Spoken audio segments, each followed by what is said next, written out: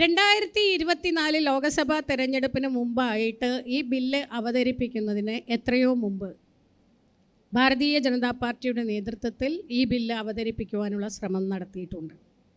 അടൽ ബിഹാരി വാജ്പേയി 2 പ്രാവശ്യമാണ് ഈ ബില്ല് അവതരിപ്പിക്കാൻ ശ്രമിച്ചത്, രാജ്യസഭയിലല്ല.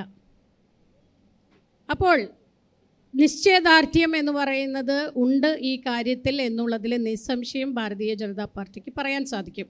പക്ഷെ ശരിയാണ്, 2024 ലോക്സഭാ തെരഞ്ഞെടുപ്പിൽ ഇത് പ്രാവർത്തികമാകുന്നില്ല. പക്ഷേ ഇത് 2024 തന്നെ നടപ്പിലാക്കണമെന്ന് പറഞ്ഞാൽ ആ കാരണം മാത്രം മതി ചിലപ്പോൾ അത് പാസ്സാകാതിരിക്കാൻ. കാരണം അപ്പോൾ ഇതിൻ്റെ എതിർവാദത്തിൽ വരാൻ പോകുന്നത് എങ്ങനെയാണ്,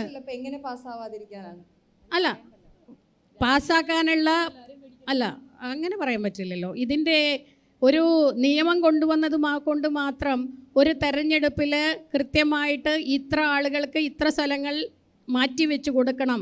ഒന്ന്. രണ്ടാമത്, രാജ്യസഭയിലെ പൂർണ്ണമായിട്ടും ഇത് പാസ്സാക്കിയെടുക്കുവാൻ ഭാരതീയ ജനതാ പാർട്ടിക്ക് ഏകദേശം സാധിക്കും, അത്രയേ പറയാൻ പറ്റൂ.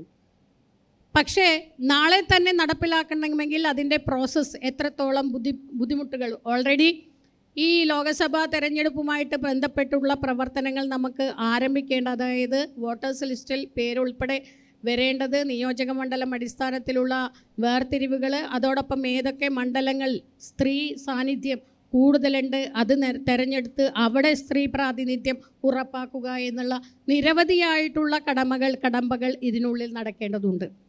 അപ്പോൾ ഇനി എന്നാണ് നടക്കുന്നത്? അല്ല, അതുകൊണ്ടാണ് പറയുന്നത് 2024 ഇലക്ഷൻ കഴിഞ്ഞതിന് ശേഷം ഉടനെ തന്നെ സെൻസസും അതിന് ഉടൻ തന്നെ ഡീലിമിറ്റേഷൻ എന്നുള്ള പ്രവർത്തനവും പൂർത്തീകരിക്കും എന്ന് പറഞ്ഞിട്ടുണ്ടെങ്കിൽ അത് പൂർത്തീകരിക്കുകയും വരാൻ പോകുന്ന തെരഞ്ഞെടുപ്പിൽ ഈ പറഞ്ഞ 33% സംവരണം കേരളത്തിലെ മാത്രമല്ല ഭാരതത്തിലുടനീളം സ്ത്രീകൾക്കും ലഭ്യമാക്കിയിരിക്കും എന്നുള്ളത് മോഡിയുടെ ഗ്യാരണ്ടി. കാരണം പറഞ്ഞതെല്ലാം പറഞ്ഞ പോലെ നടത്തി കാണിച്ച് അത് സാധിക്കുമെന്ന് ഉറക്കെ പറഞ്ഞുകൊണ്ട് തന്നെ, അല്ലെങ്കിൽ അത്തരത്തിൽ ഒരു പ്രോഗ്രസ് റിപ്പോർട്ടുമായിട്ട് തന്നെയാണ് ഇന്ന് നരേന്ദ്രമോദി സർക്കാർ മുന്നോട്ട് പോകുന്നത്.